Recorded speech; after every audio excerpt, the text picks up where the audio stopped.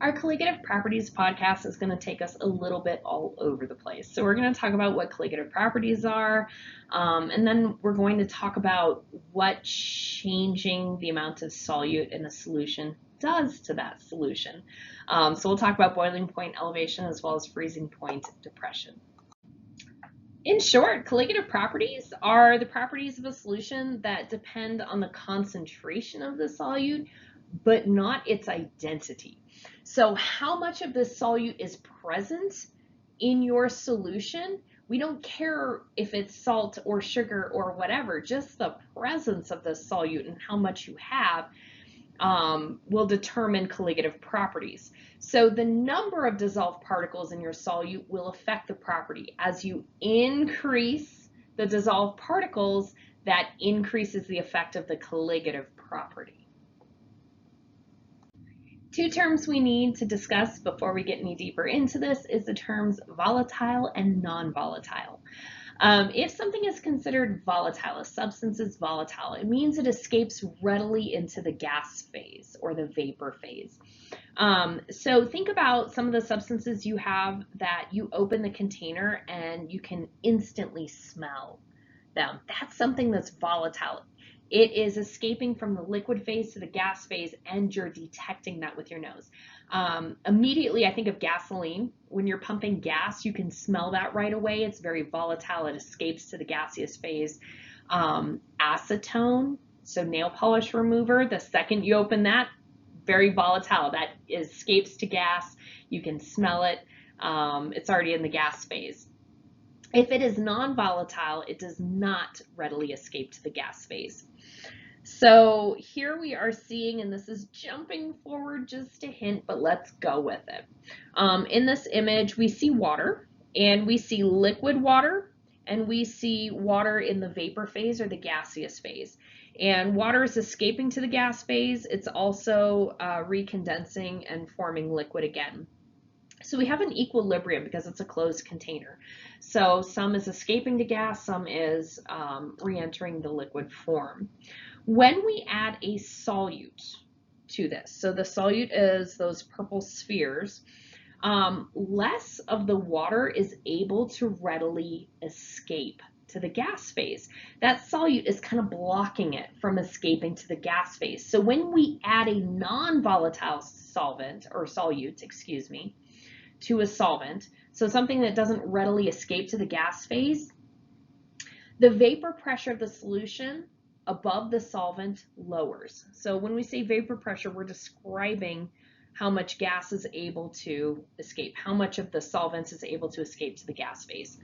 So this is a decrease in the water in the vapor phase compared to if we didn't have a solute present. So the more solute we add, the lower that vapor pressure would be. We'd have less and less water being able to escape to the gas phase. It's a colligative property.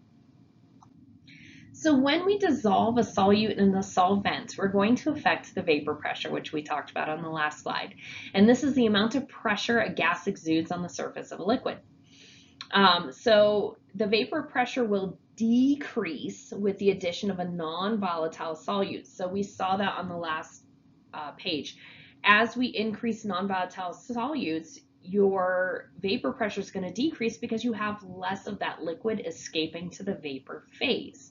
It will increase with an addition of a volatile solute. So something, if you're adding something that readily escapes to the vapor phase, that's going to increase your vapor pressure. You're going to have more of that substance in the gas phase above the liquid.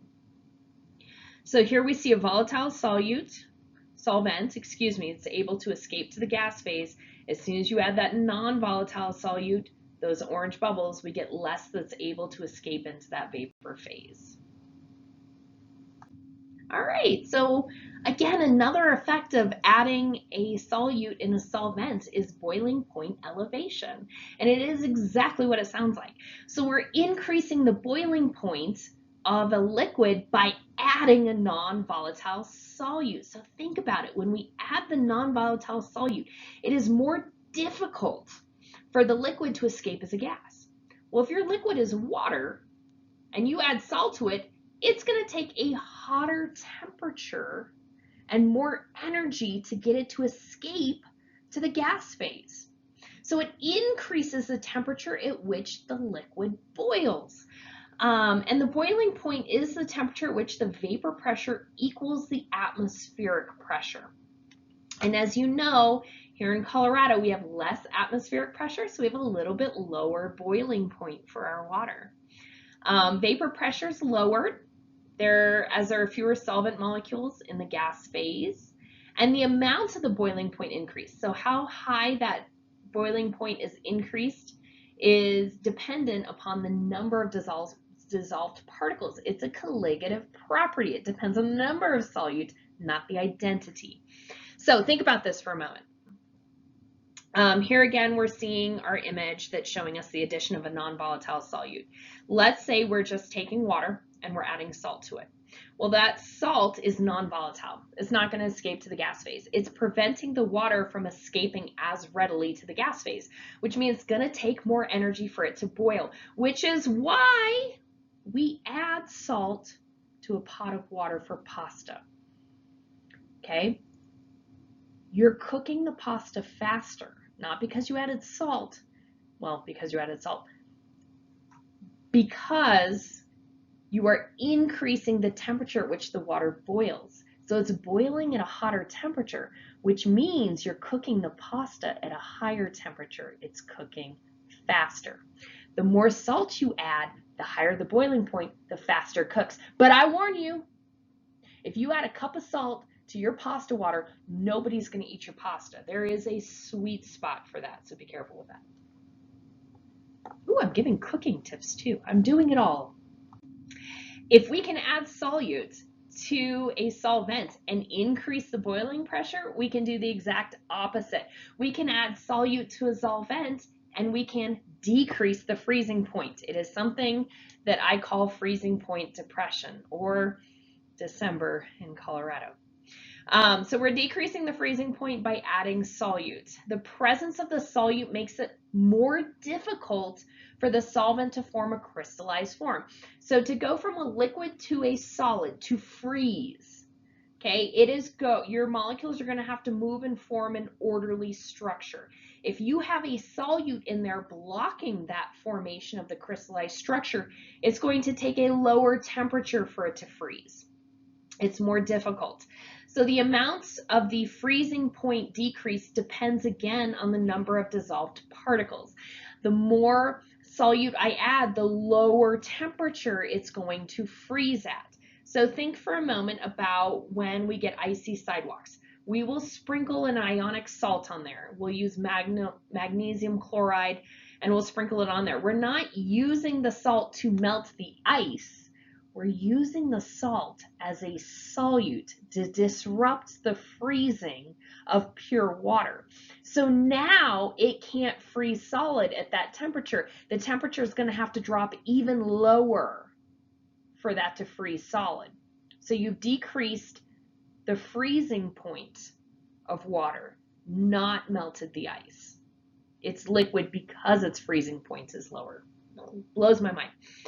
We also see this used in plane de-icer. So airplane wings are de-iced and the solution that they spray on there is not water, or else it would just freeze and that would be pointless.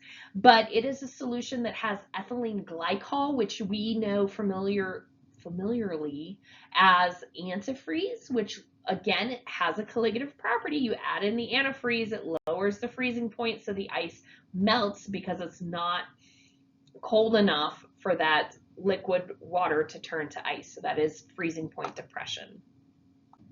This handsome fishy is called the rainbow smelt, or Osmorus mordax, and it is distributed more in the northern states across the United States, also into Canada. They have reported them in Colorado, but it's a really neat little fish. So this fish will actively feed under ice at temperatures as low as the freezing point of seawater. Think about that. If it's seawater, it has a higher concentration of salt, which means the freezing point of that is really incredibly cold. And this little guy can just swim through and go on with life as normal. And the way that it is able to avoid freezing itself, because you would think it would, I would freeze solid. It's avoided through the production of an antifreeze protein.